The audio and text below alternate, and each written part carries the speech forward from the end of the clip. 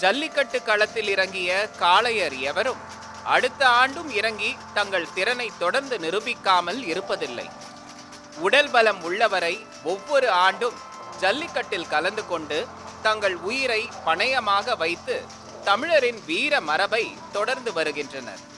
ஜல்லிக்கட்டு விளையாட்டில் ஒரு காலத்தில் தீவிரமாகி காளை அடக்குவதில் போட்டி போட்டவர்கள் இன்று வயது முதிர்ந்த நிலையிலும் கூட ஜல்லிக்கட்டு நடக்கும் நாளில் கிராமங்களுக்கு சென்று சீறிக்கொண்டு பாய்ந்து வரும் காளை ஒன்றை தொட்டுவிட்டு வீடு திரும்பும் வழக்கம் இன்றும் உள்ளது. மாடுகளின் கழுத்தில் கட்டப்பட்டுள்ள துணியை யார் உருவி எடுக்கிறாரோ அவர் வென்றவராக கருதப்படுகிறார். மாடுகளின் திமிலை கெட்டியாக பற்றியபடி அதன் வேகத்திற்கு ஈடு கொடுத்து குறிப்பிட்ட தூரம் வரை ஓடுபவர்களும் வெற்றியாளர்களாகவே கருதப்படுவார்கள். தரையில் கால்கள் படாதபடி மாட்டின் மிதிலை பிடித்தபடி தாங்கிக் கொண்டே குறிப்பிட்ட தூரம் போனாலும் அதுவும் வெற்றியாகவே கொள்ளப்படும்.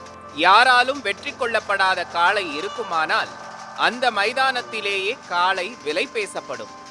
கிட்டத்தட்ட ஏலம் விடும் பாணியில் ஆயிரக்கணக்கான ரூபாய்க்கு பேரம் பேசப்படும்.